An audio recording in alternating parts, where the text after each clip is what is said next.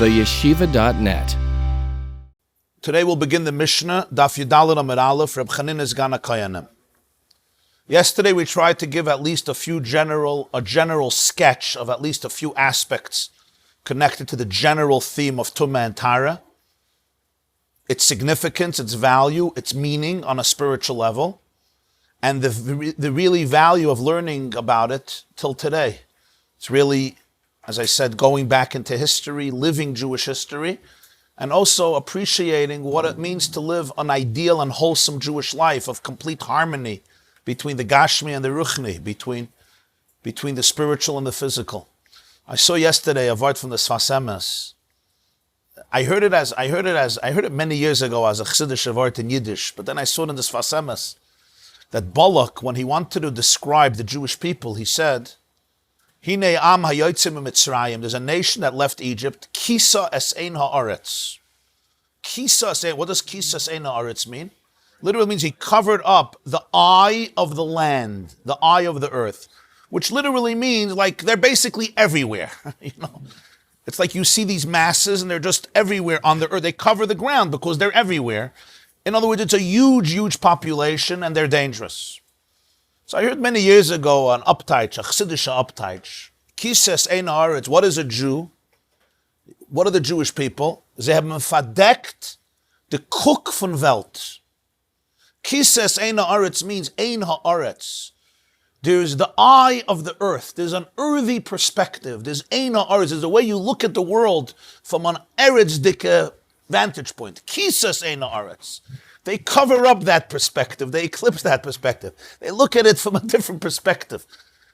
They look at the pnimius. You have to look at the pnimius, the chiyus, the ruchnius, right? You want to look at the atomic level, as we always say, the molecular level, or the subatomic. You want to look at the core, the real energy of the world. Kisas einar, the cook von Welt. There's a cook. Ein is a cook. There's a way of looking at it, which is called Eina Aretz, Kisa. And Balak said, we can't live in such a world. There's two nations competing over the destiny of civilization. It's a different look. Yeah. So I said over this Sfas Emes as somebody saw, I told him that I once read a line by Himmler Yamach Shemai, Heinrich Himmler Yamach Shemai. And he wrote something, those Germans were evil, but they were smart. He wrote, there is a competition on planet Earth between two civilizations. Only one will be able to survive because they both can't live on the same planet. And it's only two real civilizations, the Aryan pure race and the Jewish race, the Jewish people. For us to thrive, they have to be off this planet. If they're on this planet, we won't be able to thrive because we compete at our core on how to look at everything.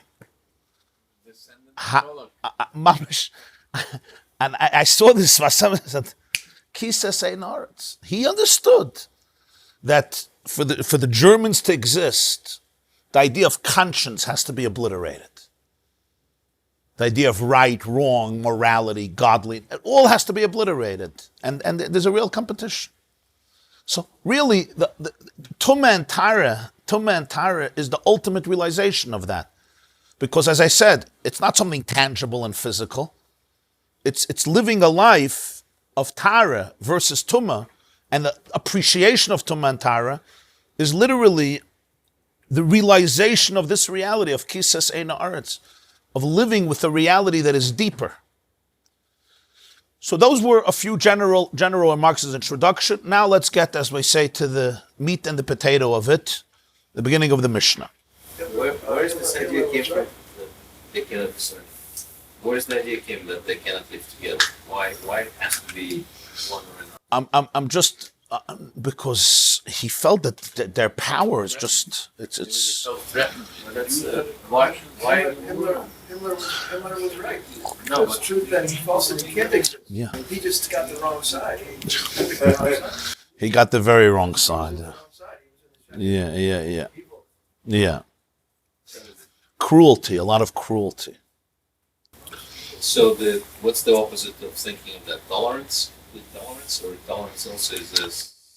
Well, godly tolerance. Tolerance itself can also be tolerating terrorists. Tolerance is not always a good word. I think it's genuine tolerance. It's tolerance that wants to bring out the good in people, the good in the world. Okay. The brains, yeah. Okay. So now we get to the actual crux of the issue. We begin with a testimony of a man named Chanina, Segan HaKohanim. Now, this Mishnah itself includes, just in one Mishnah, many of the halachas of Tumah and Tahara. So as we begin the Mishnah, we have to remind ourselves a few basics of the principles and the halachas, getting into the intricate details. Always, when it comes to complicated issues, you have to zoom out. When you zoom in, you get lost. You can't look at the trees, you have to see the forest. Because when you see the forest, then you could see the trees and they don't drive you crazy. When you see only the trees in the forest, they're endless and you don't know where to begin, where to end. But if you look back and you see the forest, then you could go back to the trees. Okay? This is generally a very important idea in all learning. That's what I always try to do. You have to always see the forest. You see the forest, then you'll appreciate all the trees much better. You're not giving up on the trees. But you want to be able to have the trees in context. With Tumah and Tahara, this is true a million times over. You have to zoom out, see the forest, then you go to the trees. Most people don't do that. They start with the trees. The boy who's learning Gemara at 13 or 14, right? All he's being taught is about a tree, another tree, another tree, another tree, another. He's like, when are these trees going to end? And these trees are very complicated trees. But if you can give him the forest, now I have something. Now, maybe I'll figure out all the trees. Maybe I'll figure out half of the trees. But at least I see the context. You know, that's the mile of a map, right? The forest is here, the river is here, the ocean is here. Italy is a boot. You could see the boot. But when you're in Italy, there's no boots. You just boot it out. But if you want to see the boot, you have to look at the map. Even though the map is not the territory, you need the territory as well.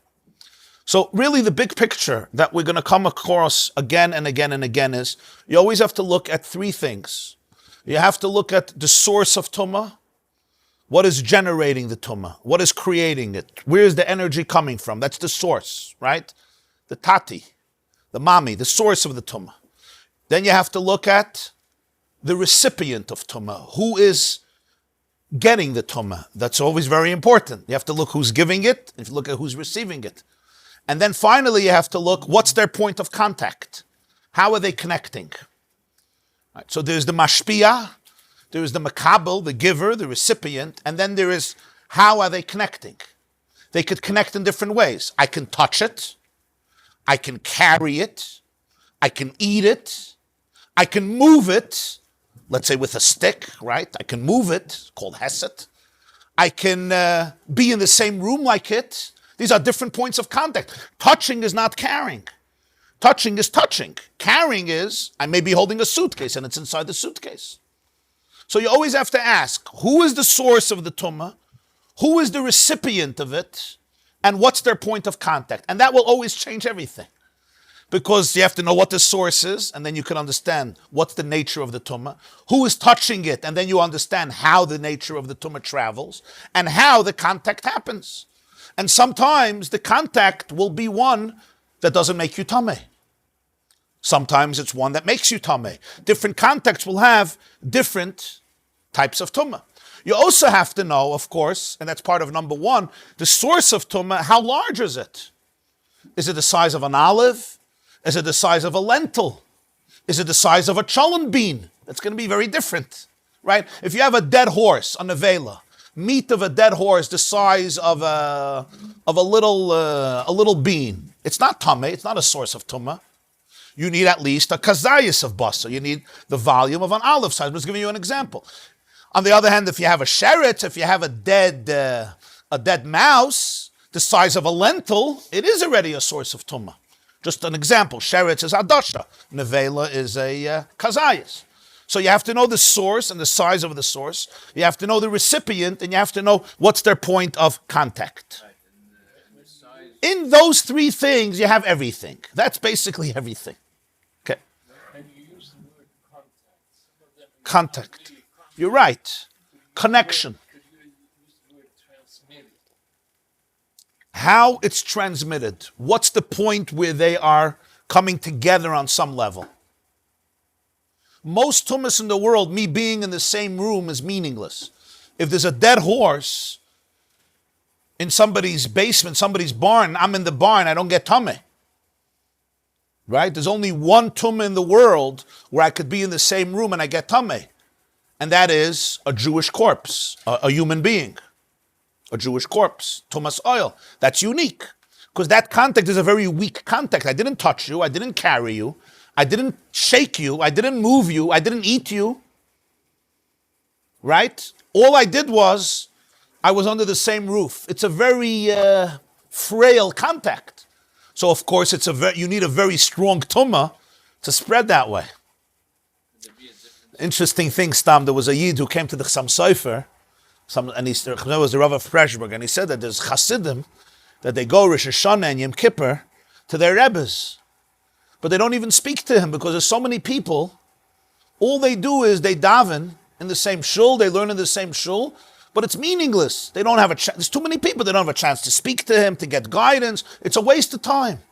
So the Chassam Sofer immediately said, Meruba mida taiva memidas peranius. He says, look at Tumas oil. There's a tent, and let's say the tent stretches 10 miles. And on one side of the tent there's a corpse, and I'm on the other side of the tent. I don't see it, I don't hear it, I don't touch it, I don't feel it, I don't smell it. But I become Tameh. So he says, Kol shekain, if you're under the same tent with a source of Kedusha, with a source of holiness, you don't see it, you don't hear it, you don't smell it, you don't talk to it, you don't come in contact. He says it has a good impact. Stop. It's even better because you don't need the oil. It could be outside, you can still have it. Okay, he was talking about the idea of oil. He said if it's true in Tumah, it's certainly true in Kedusha also. Even stronger. Huh? Even stronger because you don't need the oil. Yeah. With a big person Yeah. outside, it has to have Yeah. So we have these three things, and everything is one of these three things: the source, the recipient, and the way it comes in contact, and everything fits into that. How is the measure that you identify fitting the three things? Isn't it a fourth thing? No, because it's a description of the source. In other words, you're telling me there's a source of tumah. Say a dead horse, but how much of the dead horse? The whole horse, or just a little tiny piece of flesh? Right. It's part of that. Yeah, part of that. Okay. Now, when I said three things, let's give it the name. The source is always called the Av HaTumah, and we understand why. It's the Tati of Tumah. The father is the one who creates a family. That's what a father is. Why are you called a father? You can't be called a father if you don't have a child. In other words, the father is the source, the progenitor, the creator of the family. Av HaTumah means the father of Tumah. He is the generator, the source that's creating the Tumah. If not for him, there would be no source of Tumah. That's called the Av HaTumah. Av HaTumah can always be only two sources. Remember, only two things. A human being or an animal. That's it. There's no more Av HaTumah. There's two exceptions. I said yesterday. But those are the only two exceptions. Your house can become menuga, it's called a leprosy in the house, or your clothes can have a leprosy, and they will be an Av HaTumah. But that's it. Nothing else. There you have something that's not an animal and not a person. It's a house or a garment. But usually the only things that can be Av HaTumah is an animal or a human being. That's it. Jewish. No, not always. A Gentile who dies, if I touch it, I'm also Tameh. I'm also Tameh. There's no tumas oil, according to Reb Shimon Bar Yochai, and that's the halacha. There's no tumas oil by a Gentile corpse. But if I touch it, for example, I will be tameh. Right? Tumas oil not, because it says by oil, last week's parsha, 2 weeks chukas, Adam ki yamos ba'oil, and he says the famous Gemara in Yevamos Samachalef, Atem kruyim Adam, ve'ein umas ha'olam kruyim Adam. Right? You're called Adam. The name Adam is reserved for the Jewish people. So when it says Adam Kiyamos Ba'oil, the unique tumah of oil, which is a very, as I told you, there's no contact really, is only by a Jewish corpse. According to the halacha, there are other opinions. This is the view of Reb Shimon Bar Yochai. That's the halacha in Rambam. I maybe mentioned to you once, it's good to always remember, at the Mendel Beilis trial, you ever heard of the Beilis trial? There was a Jew in Kiev who was accused of killing a Christian boy in 1911.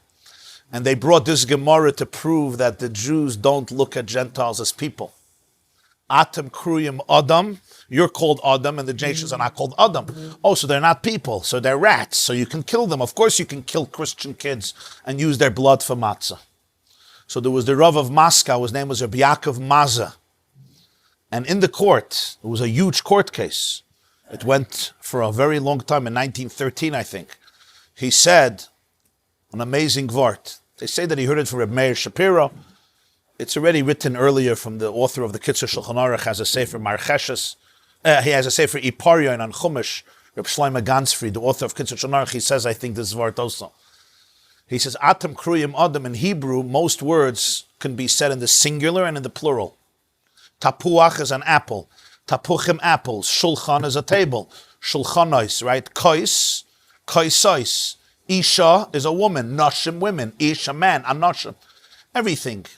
Shabbos, Shabbosois. Shavua, Shavuois, right? Beged, Bgadim. Huh? Yeah. Av, Avois. Aim, Imahois. Everything is in the singular and the plural, including humans. Ish is a man, right? Anoshim are many men, or Nashim, many women, Isha, etc. There's nothing, harim. You can go through, and I'm not going to go through every word in Hebrew. I also don't know every word in Hebrew. But there's one exception, Adam. How to say Adam is a human? How do you say it in the plural? If I want to say many humans, how do I say it? There's no word. You can't say Adamim, Adamois. Adama is earth. Admois is earths, but it doesn't work in Adam. So Adam can only be said about one person, which means that a nation can't be called an Adam, because a nation is made up of millions of people or hundreds of thousands of people. So you could never call a nation Adam. You could say Anoshim, and people. You could say Kahal, Kvutza, Shevet, Lu'um, Am, Tzibur, a nation, an Ummah, but you can't say Adam only on one person. So you can't call American nation Adam. It's not going to work.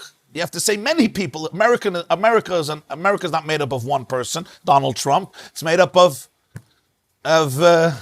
300 million people, right? So he says there's only one exception, the Jewish people.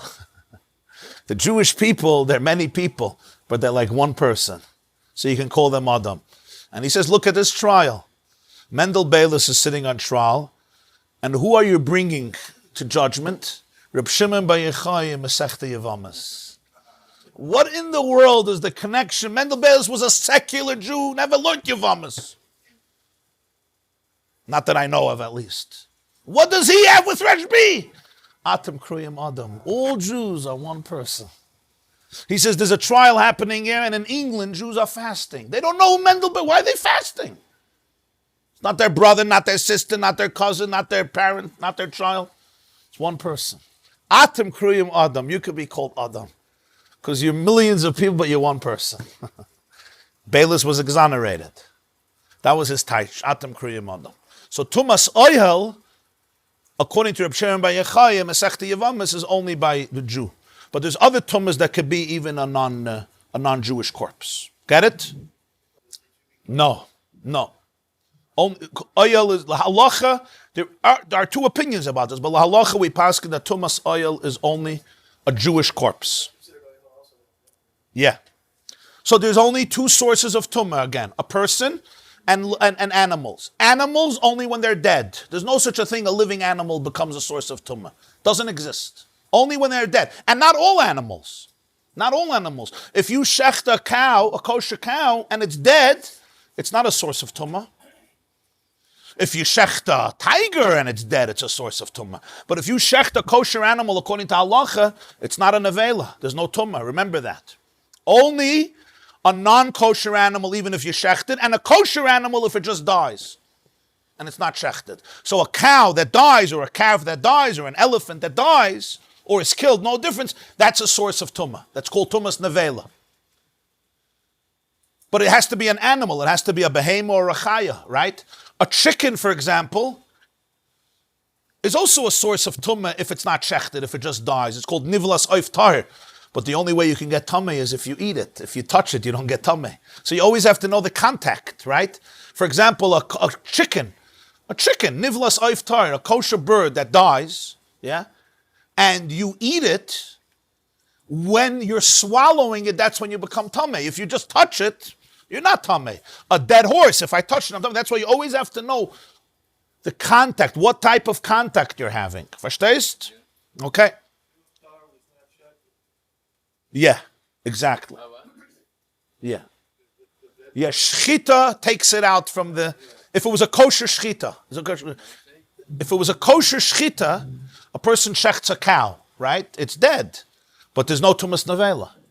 It's interesting, even if you did it in a forbidden way. For example, I shecht my cow in the Beis HaMikdash, or I shecht a carbon outside. You're not allowed to. But as long as the shchita was a kosher shchita, it's not tamei. Beis Habliya is once... right. Yeah. I take a carbon, I bring it out of the Beis HaMikdash, I'm not allowed to eat it. It's mamish asur, it's shchutei chutz, yeah, it's mamish posel. But on Nevela it's not, because there was shchita. It's a very interesting thing.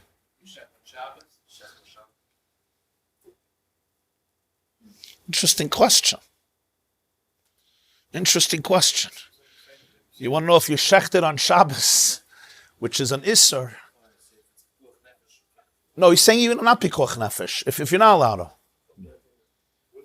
My hunch is that it's not a nevela, although I wouldn't try it at home, and especially not on Shabbos, especially not when your wife is there, even on Sunday. But I have to look that up. I don't want to say that with authority. It's an interesting question. A kosher shchita. Yeah, a kosher shchita. If I don't do the shchita well, kosher, then it's no, the whole. Yeah. Okay. So an animal is only dead, right? Now, if it's not an animal, if it's a fish that dies, there's no tumah. If it's an insect that dies, there's no tumah, right? Many rodents, reptiles that die, birds. In other words, it's not always tumah. You have to know what's the source. We have 8 rodents, shrut, they're not mamish rodents, you said not all of them are rodents, but 8 shrutzim that when they die, they're tamei.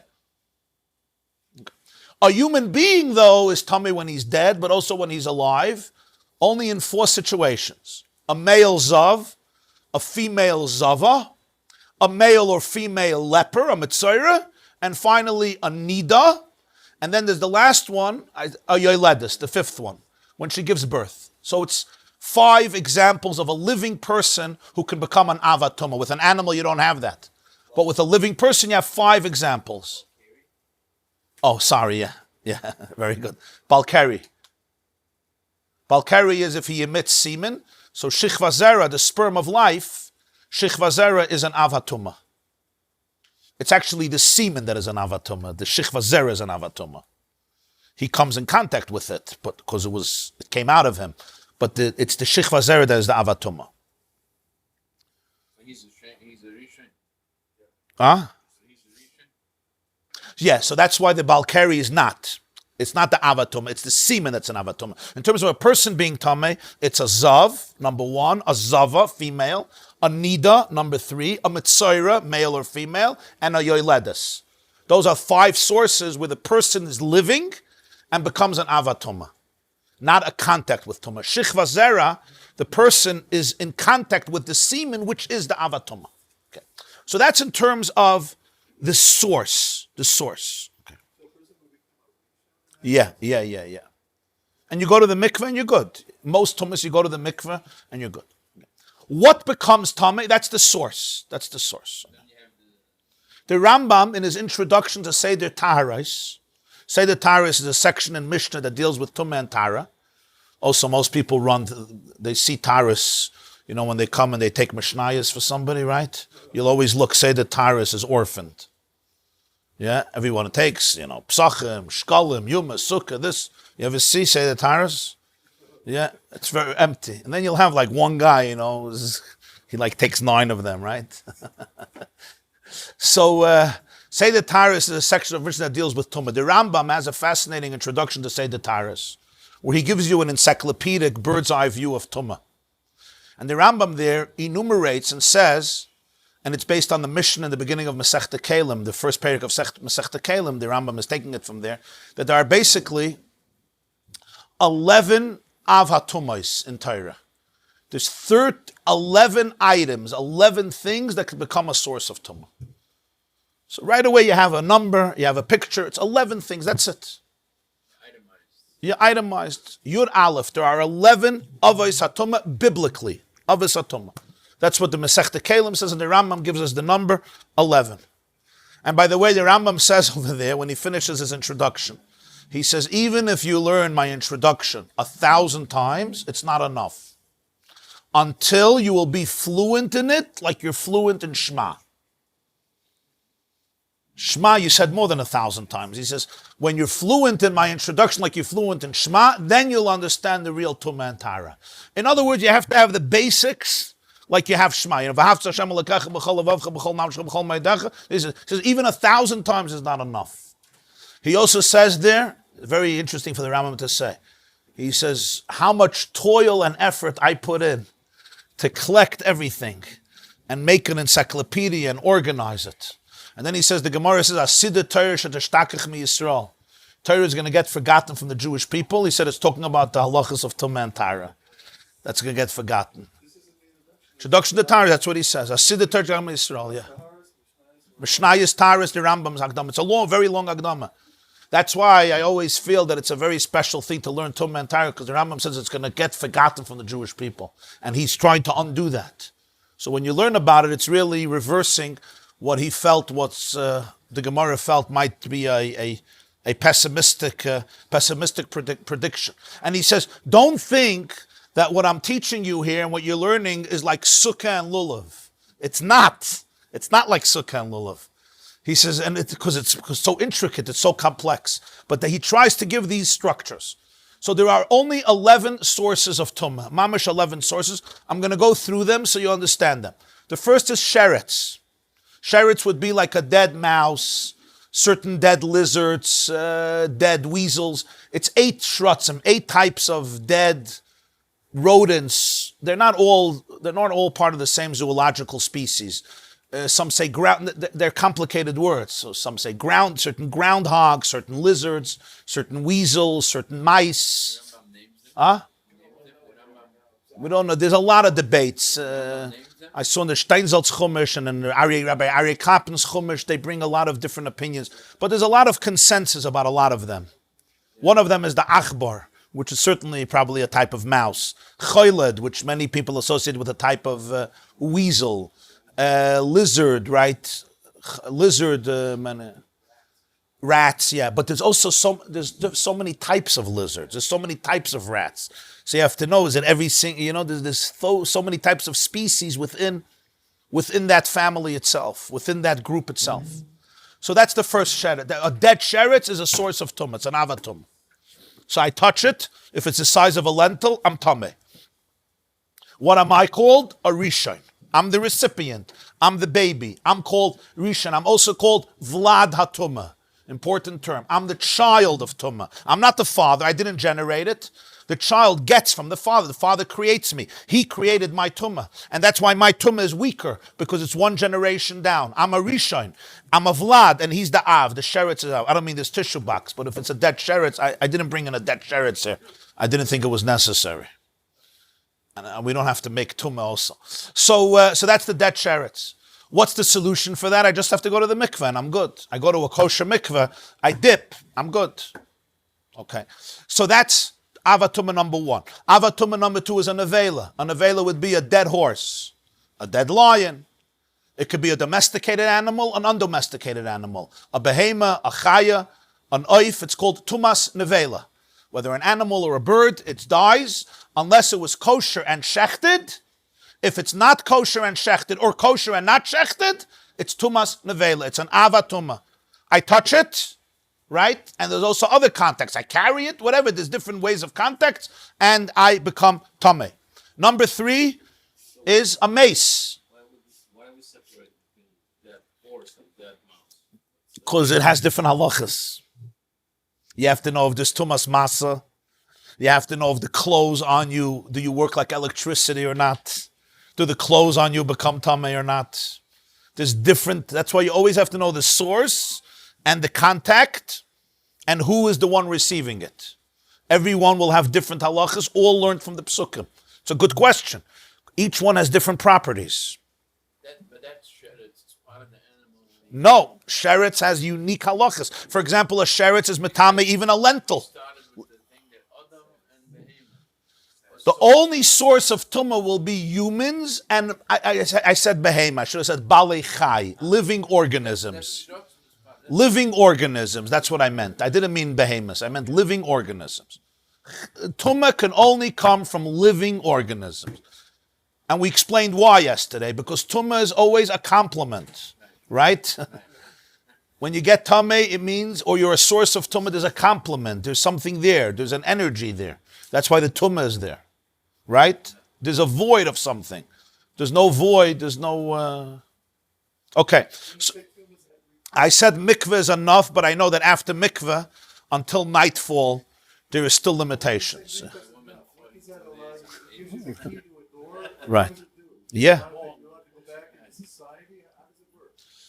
Mikveh basically, it cleanses the tumah. It's going back to the source of water. Basically represents a realignment with the source of life. Yeah. Yeah. Yeah. So you have sheretz, you have nevela. Yeah. He doesn't mention everything. If they had mentioned everything. You have sheretz number 1, nevela number 2, a corpse, a mace of a person is number 3. That's called avi avoy satuma. That's not even called av. Huh?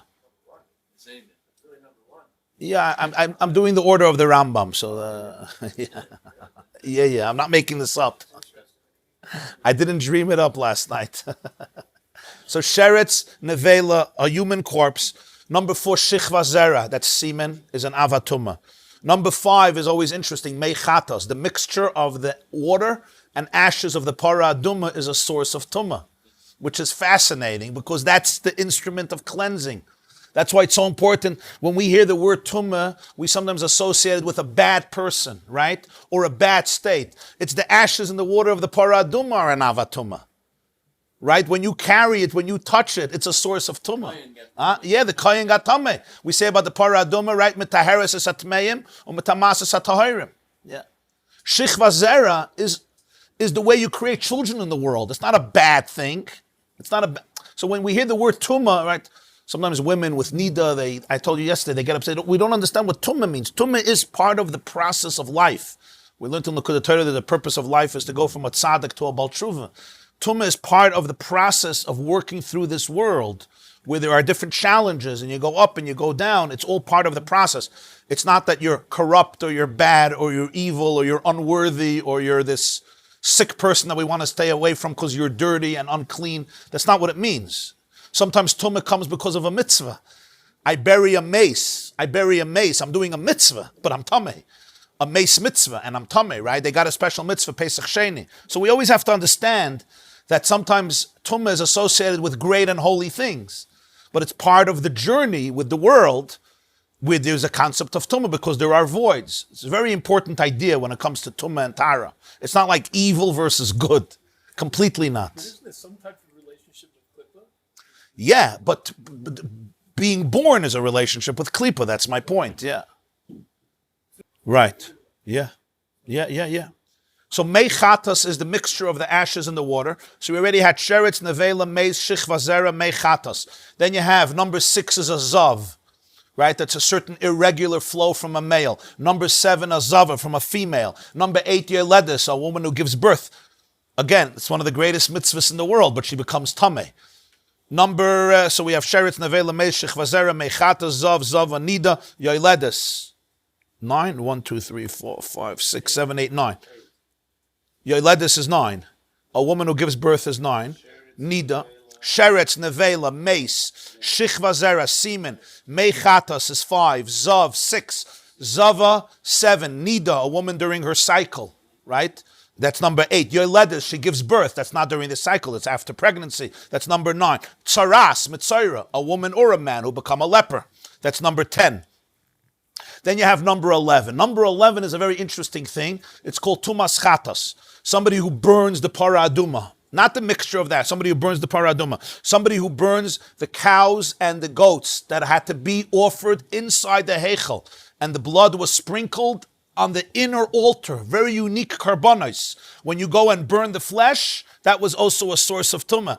So here you have karbonos that are holy and they become a source of tumah. Minat Torah. When you burn it, when you burn the flesh, you become tumah. The person who takes the goat on Yom Kippur, the scapegoat, right, also becomes a source of tumah. He is the goat that atones for all the sins. But that contact is a source of tumah. That's number 11. Certain karbonos that biblically a certain contact with them is tumah. That's it. Those are the 11 fathers that generate tumah. We're not talking now rabbinic. Rabbinically, there could be other things that are avos hatumah. But it says biblically, these are the only avos hatumah. For example, the Chachamim made noiser tameh. When meat is left over from a carbon, biblically it's not tameh, you're not allowed to eat it. The Chachamim made it tameh. The Chachamim made avodah zarah tameh. A getchke, an idol, right? Or things that were offered to an idol is tameh, but not biblically. Biblically, you're not allowed to have enough from it, but it's not tameh. The Chachamim made it tameh. I'm just giving you examples of other avos hatumah that are not biblical, they're rabbinic. And those are not people. It's a getchke, huh? Yeah. So there's tumah that the Rabbanon imposed, but we're talking about only biblical tumahs. There's only 11. 11 fathers of tumah. Nothing else can be a source of tumah. Those 11 are subdivided into many particles, like a mace. A mace, there's the corpse, right?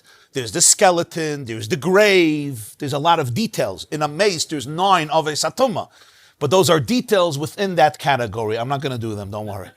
11 avos hatumah. Okay. That's one of the avos hatumah of mace. That's one of the avos hatumah of mace. When you say mace, it has a lot of subcategories in it. The Gemara on Amud Beis will get to that. So we'll get to it. Okay, now, so we did about the source. Now, what about the things that become tameh? Can only be 4 things. 4 things. What? A person, right? A person's utensils and clothes. They're called kalim. Kalim means 2 things. Utensils, like my cups, my bowls, my cutlery, right? And my bgadim, my clothes. And that could include also, my kalim includes my couch, could be my bed, my table, right? My countertop. Again, you have to know if it's rabbinic or biblical, huh? Well, you have to know the material. Again, you have to know what material it is, right? Utensils that are made out of cow dung, are not makabel tumah. Utensils that are made out of rock are not makabel tumah. Utensils that are made out of earth, without baking the earth in the sun, just making a little clay, it's not makabel tumah. So you have to know exactly what type of material, right? Pshute clay eitz, if you have a wooden board, biblically it's not makabel tumah because there's no cavity. Again, you always have to know what the source is. But it's only 4 things. A person's clothes and utensils, food, and beverages. That's it. Nothing else can become tameh. If somebody dies in a house and there's a behemoth there, the behemoth doesn't get tameh. Right? And the non-Jew who's there doesn't get tameh. The non-Jew doesn't get tameh. I get tameh because I'm a Jew. Yeah, as long as it's not food, the behemoth not only doesn't get tummy, you could bring it tomorrow to the Beis HaMikdash and make it a carbon. I go into the Beis HaMikdash, I get kares. The behemoth goes to the Beis HaMikdash and they're celebrating it. What happened? The answer is as a behemoth. A behemoth doesn't get tummy. What do you want from him?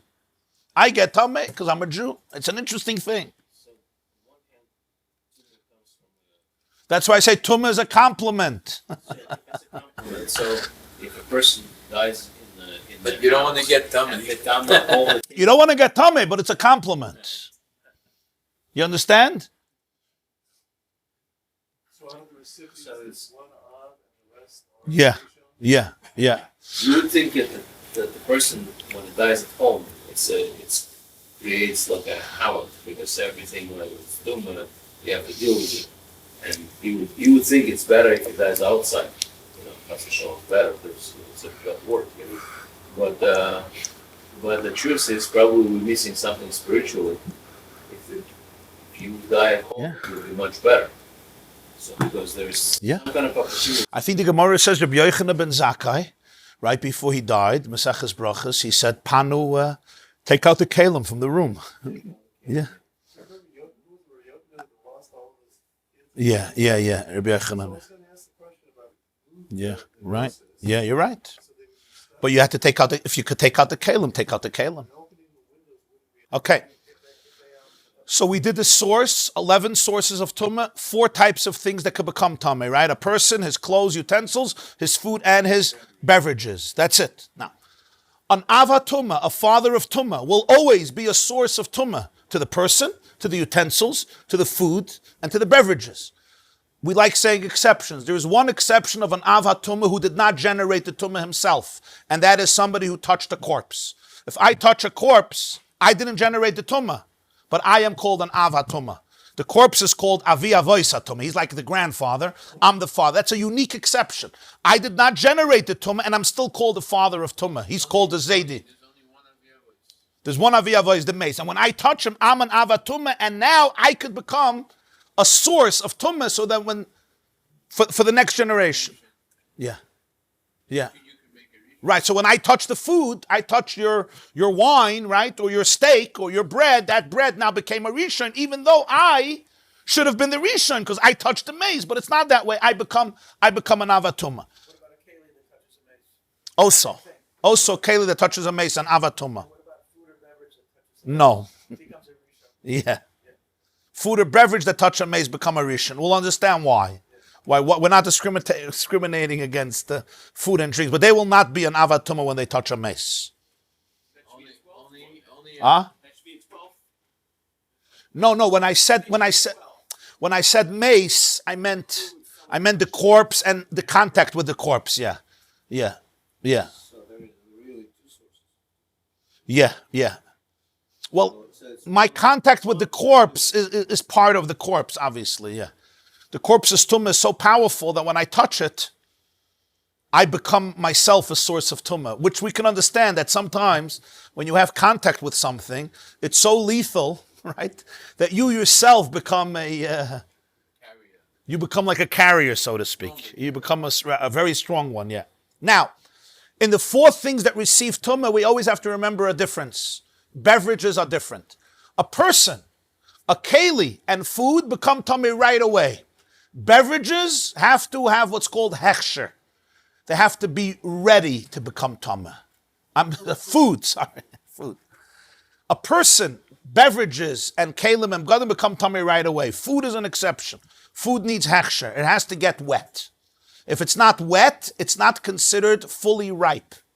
They used to have water. Rashi says they wanted to put water on everything, probably to clean or whatever the reason is. But till it gets wet, it's like a fruit. When it's connected to the ground, it's never tameh. Even when it's disconnected, if the apple never got wet, it can't become tameh.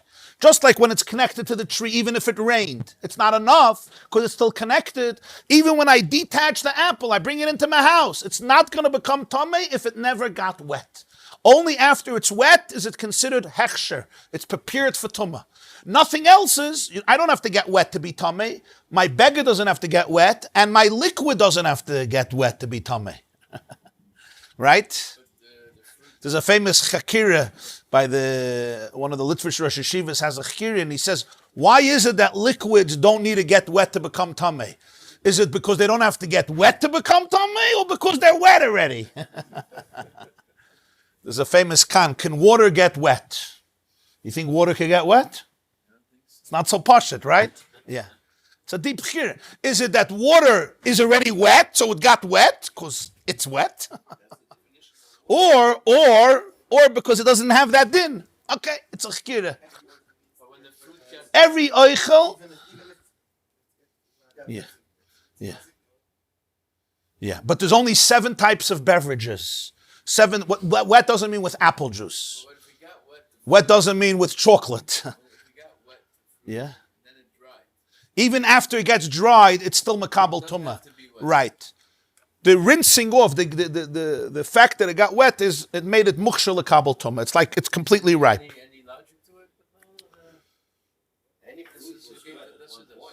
Of course, it couldn't grow if it wasn't wet, but we're talking about wet after it got detached. Even then it has to be the rough side. With the consent of the owner. If it got wet and the owner didn't like Right, if you pour water on my thing and I don't want it, that's your problem. It's not my problem. The 7 beverages are, you always have to remember, 7 beverages could be at Machsha, and that's water and dew, and oil and wine, and honey, bee of a honey, dvash dvorim, and milk and blood. Those are the 7, right? The Rambam goes to an extreme and holds that those are the only beverages that can become tameh also. Apple juice, orange juice, he holds can't become tameh. May Paris. The Raiva disagrees and says, no, all beverages can become tummy, but in order for food to become tummy, you need one of these 7 beverages to come into contact. So that's a big difference between Tumas Eichlin and all the other sources, the 3 other sources. Tumas Eichlin has this special condition. Right, yeah, water, dew, oil is number 3, wine is number 4. The honey that comes from bees is number 5, milk is number 6, and blood is number 7. That's also called mashka. The basic reason, there's deeper reason, but I'm not going to get into the deeper right now. We'll get to that. The basic reason, the pasuk says it clearly in Parshas Shmini, so that's how we know it. Every detail of Tumah we learn out from the psukim. That's obvious. It's not the Chachamim didn't invent anything here. Every detail is the way they study the psukim, they learn it. But the basic idea that's explained in some places is that this basically represented food is not tameh unless it's human food. Animal fodder cannot be tameh. Animal that's connected to the ground food that's connected to the ground can't be tameh.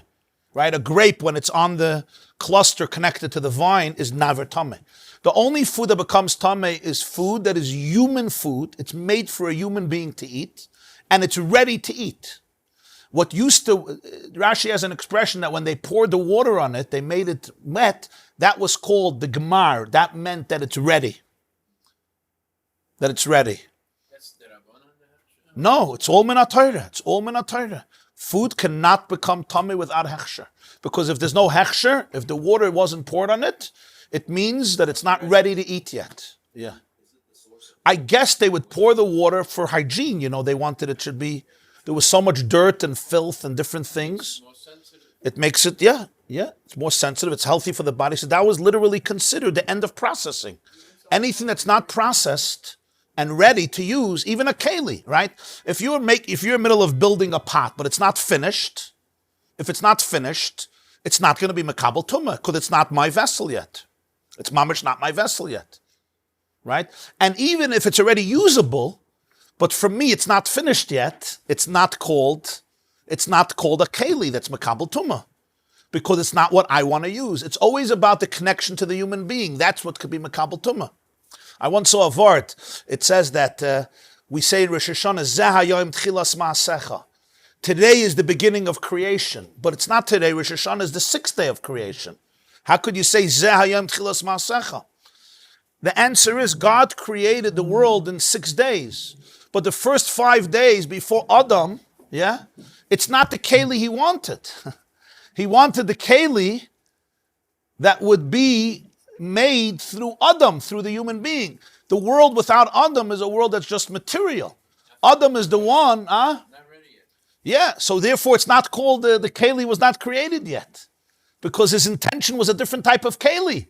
The world pre-Adam is just a material world. He wanted the world that has the purpose, the spirituality that Adam brings. That's what makes it. Till then, it's not called a keli. This is not my keli. It's a beautiful keli. I still need that little touch. And if that little touch is missing, it's not a keli. Yeah, of course. If we're talking about balabas. Yeah. If it got wet, If it never got wet, then not. It won't be makabel tumah. Oh, you're saying because vinegar is a derivative of wine. That may work. Yeah, I have to.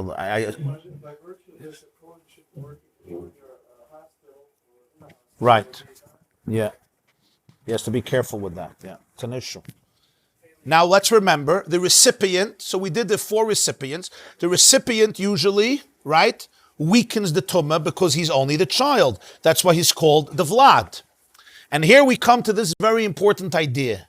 And that is, the one who receives tumah from the Av is called the Rishon, is called the Vlad, and he will usually not have the ability to transfer tumah to a person or to utensils, only to food and beverages, which means that what can make a person and a keli tameh? Only an Av, not a Rishon. If an avatuma comes in contact with a person or utensils, they will become tameh. But if a rishon comes in contact with a person or utensils, it's too weak to make a person and utensils tameh. Only food and beverages. Which means biblically, you will never have a person or a keli who's a sheni. A person and a keli stops by rishon. Because if I come in contact with a rishon, I'm not tameh. It doesn't travel to me. You'll never have a person or a keli less than a rishon. Why? Because only an Av could give tumah to an Adam and a Keli. You will have foods and beverages that are shenis, because they could still receive tumah from a Rishon. So if I touched the sheretz is the Av. I'm the Rishon. I touched your bread is now a sheni. But if I touched you, nothing. If I touched your sweater, nothing. If I touched your metal, beautiful, or silver, golden pot or cup, nothing. If your golden pot touched the sheretz, your pot is a rishon.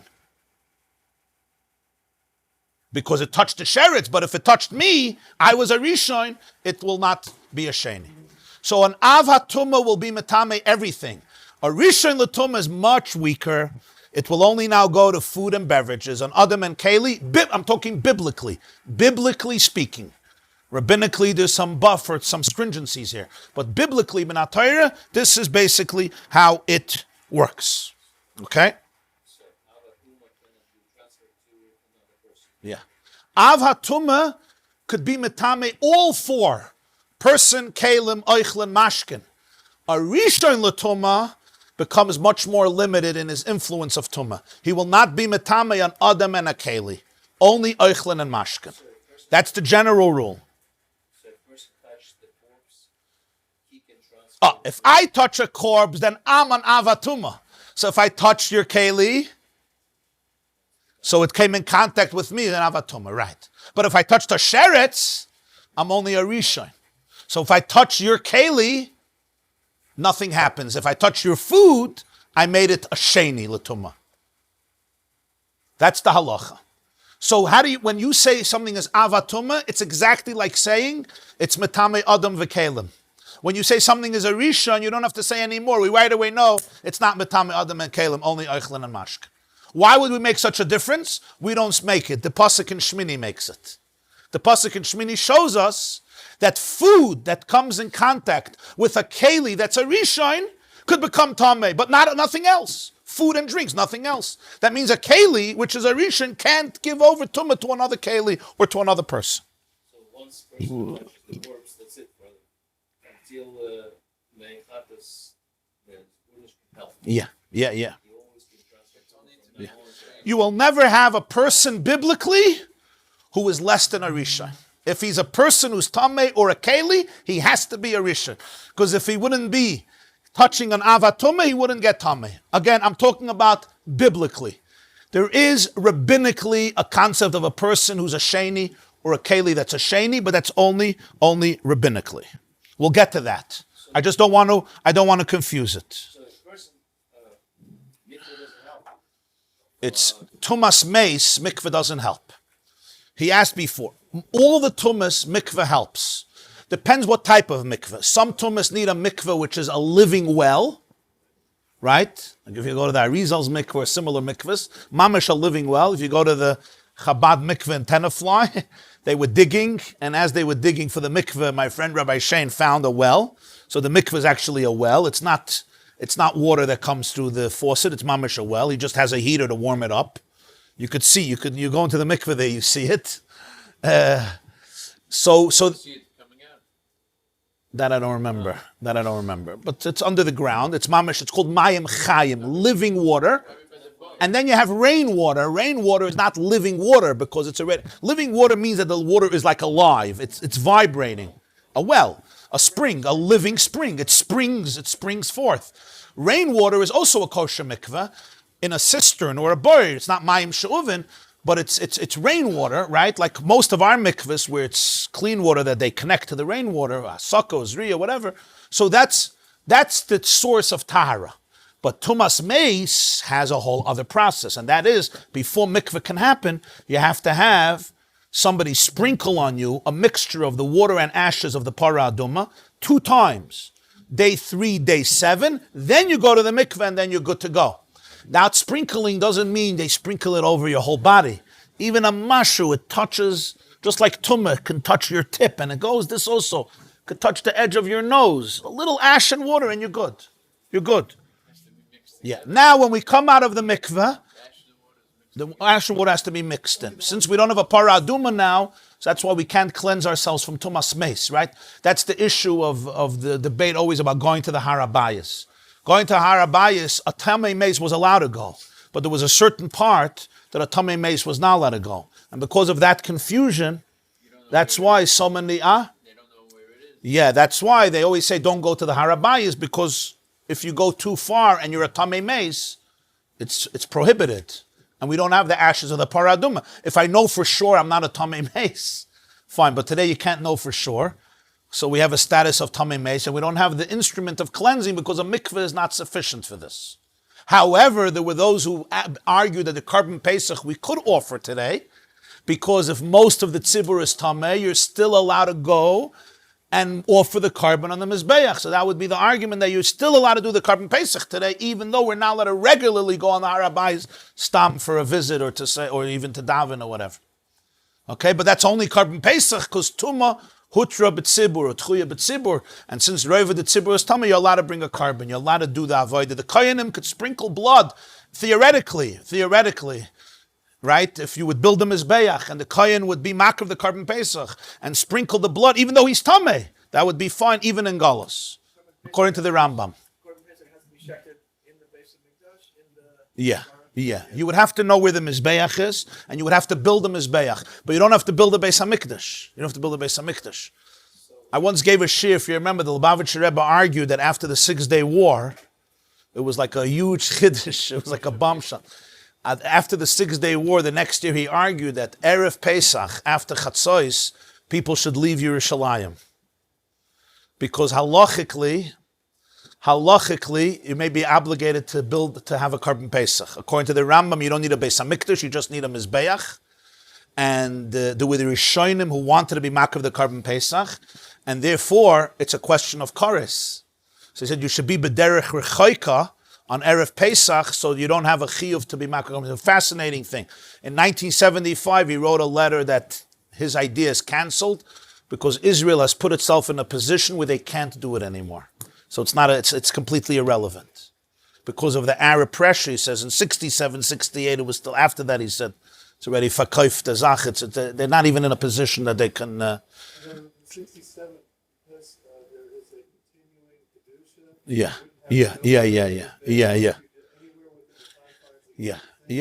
Reb Chaim Kohen, one of the Balei HaTosfos, was trying very hard to do a carbon Pesach, already in time of the Rishonim. Rabbi Akiva Eiger wanted to do it. He has a whole conversation with his son, Chaim Sofer. This was a very well-known thing, but nobody had the ability. The Rebbe argued in 1967, now they have the freedom to do it. You can do it. It's yours. All the years before it was under Muslim rule, but now it's not under Muslim rule. So he said if you can do it, but they're not doing it, right? So you could bring the carbon Pesach. The Jews could bring the carbon Pesach. So that was his argument. Well, it was a very interesting conversation. So...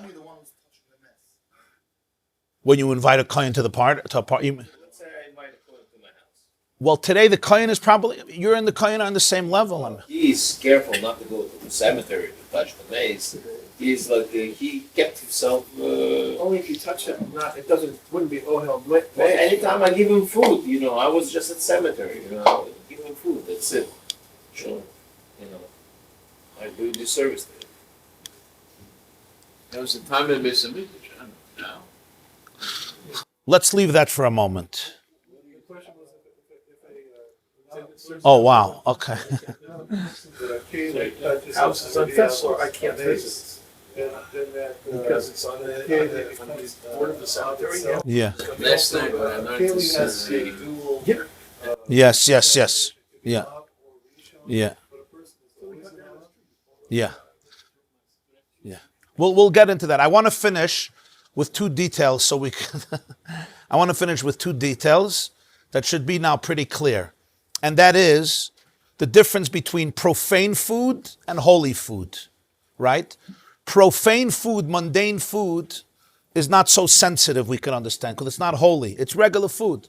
A bowl of cereal, a piece of challah, a piece of cake, grapes, oranges.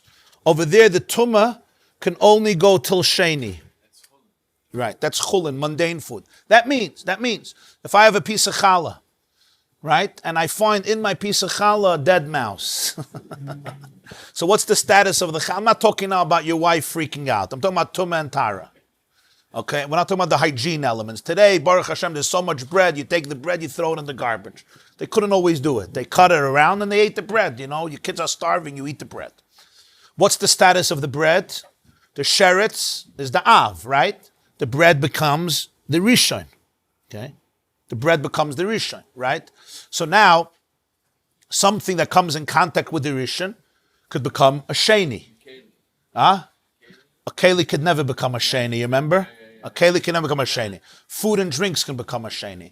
The question is how food and drinks get tummy from other food and drinks. We're not discussing that right now, we'll see. But theoretically, chulin could go all the way till sheni, right? So the bread touches another bread, that second bread can become a sheni. Or the drink touches the bread. Yeah, let's say this bread that touched the mouse falls into my cup of wine, right? Even if I take out the bread, what's my wine? My wine is a sheni. Yeah. But now, let's say this wine touches, right? Touches another piece of challah. We make kiddush and it spills on my challah. So you don't say that challah is a shlishi. That challah is good. It's completely tired. But if it's truma, it's holy food. It's the bread that you made as a kohen from the tithing that I gave away from my grain. I took 2% of my grain and I gave it to you, to the kohen, and you grinded it, you made it into bread, and that touched the wine. It's a shlishi. Great, but now if that challah touches another challah, even if it's truma, it's fine, because it stops. Unless the challah got mixed, the matzah got mixed with my carbon pesach. I'm sitting and eating my carbon pesach, and your matzah, which became a shlishi because it touched the wine, right?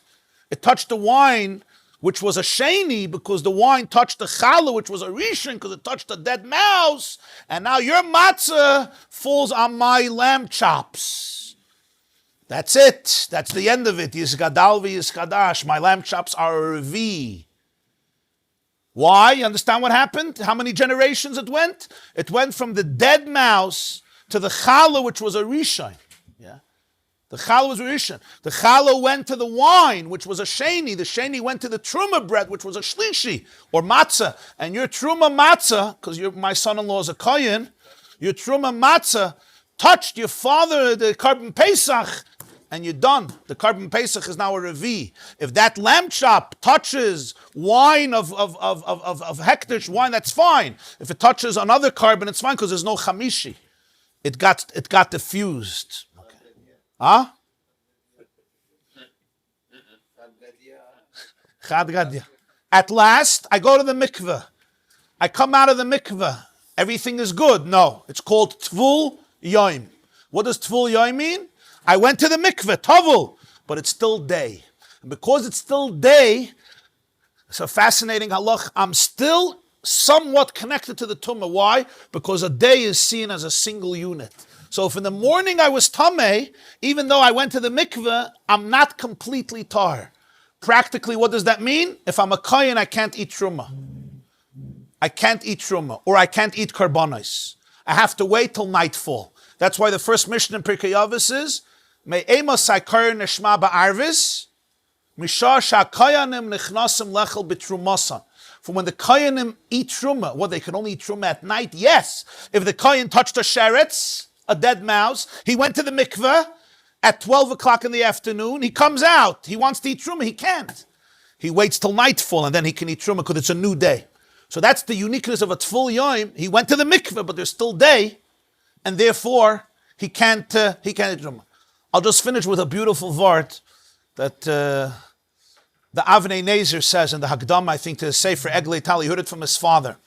Everybody asks a question, why can the Mishnah say, from when do you eat Krishma at night? From nightfall. No, we have to make a pilpul. When koyanim eat truma. And then you have to find out that's at night. You have to answer a question like this. From when do you say Krishma at night? Tell me 3 stars, when it's night. Why do you have to do it in such a strange way? From when koyanim go to eat truma, which anyway you don't know when that is. So you have to know that that's night, because it says in Chumash, Ba Hashemesh V'tar. But how do you know when that night is? So you anyway have to figure it out. Couldn't the Mishnah say you read Krishma at night from when? From nightfall. Right? Good question, no? So the Avnei Nezer says a beautiful word. He says, what's the logic of a Tful Yoim? What's the logic? I already put it in when I was explaining it. What's the logic? I'm a Tful Yoim. I came out of the mikveh. I'm tar. The answer is, it's still part of the day. And a day is a unit. If I was tummy in the morning, even though I became tahar, we all know that when you wake up from sleep, you're a new person. Till you go to sleep, you're still carrying all the energy of the day. We all know that, right? Even though, let's say I did something during the day, even if I fixed it, but I'm still carrying it. You go to sleep, you wake up, anayatag, because it's the night that interrupts it. The night is a new day. That's the logic that even though I went to the mikveh, I'm still carrying a little weak tumah, not a big one, but a little weak tumah that I'm not allowed to eat truma, I'm not allowed to eat karbonos. This is called a tful yom. What's the logic? What's the logic? It's still the same day, it's the same unit. The Mishnah is not giving stama halacha, he's also giving the reason.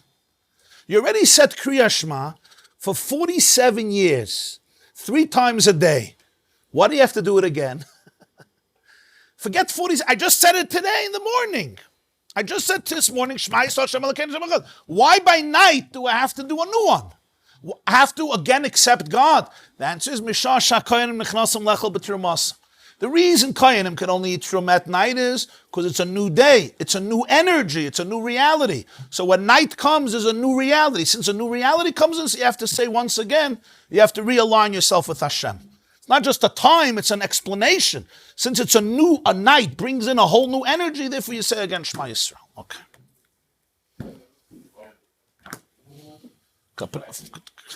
Gehabt. Nicht so immer vulbel, emes. I told you there's a rhythm. There's a rhythm to this. Ooh, you just asked a controversial question. He asked if Shlishi and Revi are biblical or rabbinic. Okay? There's a huge argument of the Rishonim. Many hold, I think most hold, that it's biblical. The Rambam is of the opinion that both of those are purely rabbinic. Meaning, biblically, you can't get lower than Sheni. The rabbis made an extra stringency with Truma, and the reason they made it is, we understand why. You're not allowed to, biblically, you're not allowed to allow Truma to become Tameh. There's a pasuk, you have to watch Truma, Mishmeres, you have to watch Truma. So they were afraid of people being lax with Truma. So that's why they made Truma so strict to make an extra buffer zone that even if it touches a Sheni, it'll become Tameh. So that way, for sure, it won't touch a Rishon, which would be a biblical problem. So that's the Rambam's shitta, that it's all rabbinic. But many disagree and many hold that it's absolutely biblical. That biblical, the Tumah travels very far, till Revi. So that's a question that's going to be discussed. Yeah. Yeah, there's 2 opinions about it, yeah. The Rambam holds it's b'derabbanon, and other Rishonim holds that's also min HaTorah. Touching a mess means stuff because the mess mamish, the mess is there. And ordering the mess. So that's called masa. So they always have to know what type of contact. Am I carrying the mace? Let's say... Carrying, I'm touching it. He's laying on the floor, he's red. Right. So, and it moves. The mess moves. Even if it's not moving. Touching it. Right. So that's something called tumas kaver. Right? Tumas kaver. There's the tumah of a grave. Even he's not in the grave yet. He's laying on the bench. Oh, it's just person died. Person Just died. died, the Levaya. He's laying on the bench. He's wrapping in the palace or whatever. Oh, and I'm just by the Levaya? I'm touching it. I'm touching the mess through the palace he's wrapped in. Whatever. There's a tumah. I have to look what the status is, but there's a tumah here. There's a tumah. There's a tumah. No, usually, yeah. For example, on a vela, if you touch the horn, you're not tameh. You touch the hoof, you have to touch the basar, the flesh.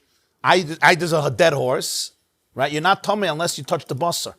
If it's disconnected. I don't mean if it's connected, then it's one mitzvah. But if it's disconnected, the tumah is only on the basar.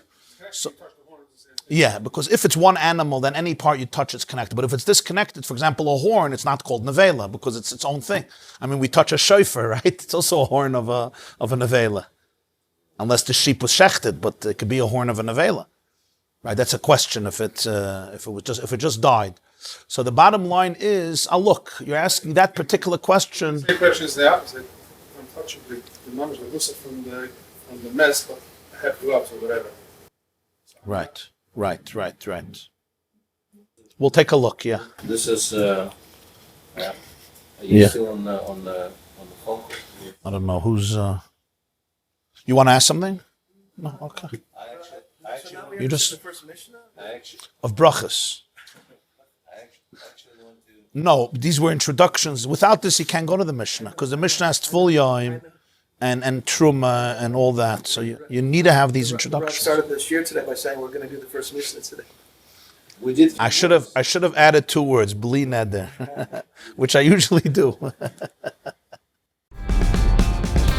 This class is brought to you by theyeshiva.net. Please help us continue the classes. Make even a small contribution at www.theyeshiva.net/donate.